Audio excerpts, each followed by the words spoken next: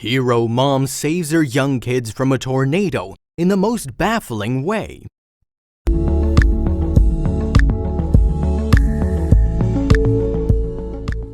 As the sky darkened and tornado sirens went off in Stephanie Decker's hometown of Henrysville, Indiana, she knew it was going to be bad. Wind speeds escalated from a normal storm to a Category EF4 tornado in mere minutes. "I looked up and I saw our trampoline that was staked in the ground go flying across the yard," she said. And when the windows of her house started shattering, her survival instincts kicked in. The mother of two knew she was going to have to do something drastic to save her kids' lives. It was my time to step up, she thought. She just never anticipated stepping up would cost her so much. Stephanie and Joe Decker built their dream home in suburban Henryville, Indiana, thinking that they were going to be there for the rest of their lives.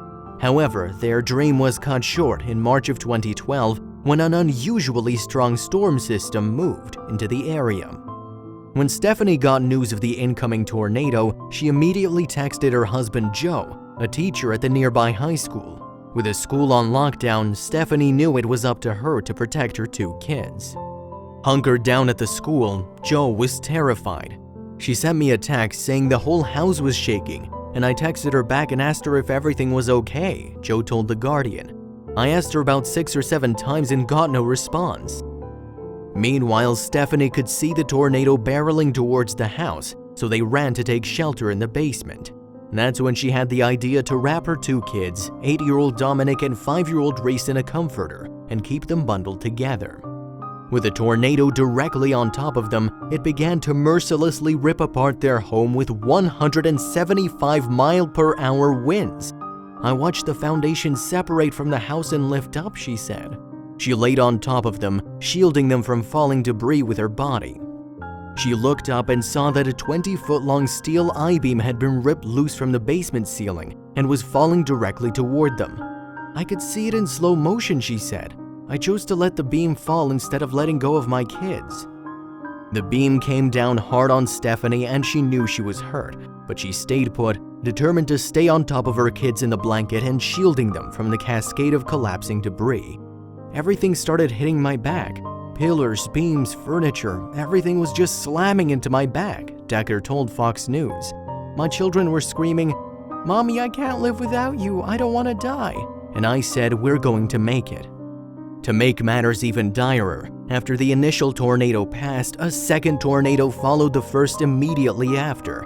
It was smaller, measuring at EF2, but it whipped around the debris left behind from the first one.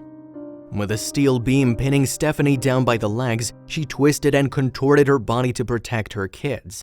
"I'm twisting back and forth, taking the brunt of the flying debris," she told People.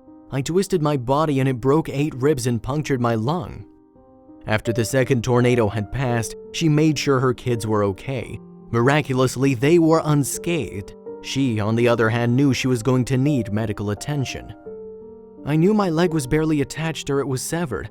I didn't know which, but I knew it was bad. If I didn't help soon, I was gonna bleed out," Decker told ABC News. That's when Stephanie's son Dominic stepped up to save his mom. He ran across the street to what used to be their neighbor's house to find them emerging from their own storm cellar. The neighbors, seeing the severity of Stephanie's injuries, called for emergency medical attention and wrapped her legs in the comforter to slow down the blood loss. Help came soon after and she was transferred to a nearby hospital. Her fears came true when she underwent emergency surgery. She would lose both of her legs that day, one amputated just below the knee, the other just above it. But if that's the price she had to pay to protect her kids, quote, "I don't even think twice about it." Stephanie had to learn how to walk with prosthetics and takes on the challenge like it's her new normal. She had to relearn how to walk, run, and swim, but is thankful that she is around to do those things in the first place. "There's not anything I can't do," she said. "I drive a regular car, go to the grocery store, work out. The hard thing is to be patient. Not everything comes all at once." After her physical recovery from the tornado, she made a pledge. She created the Stephanie Decker Foundation, which helps kids who have lost limbs attend a local sports camp.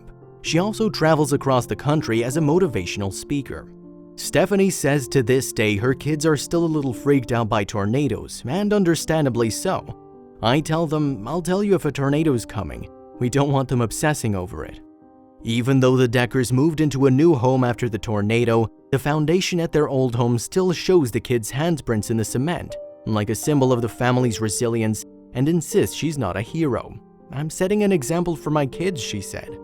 She knew that in a time of great danger, it's important for people to stand up and make sacrifices to protect those they love.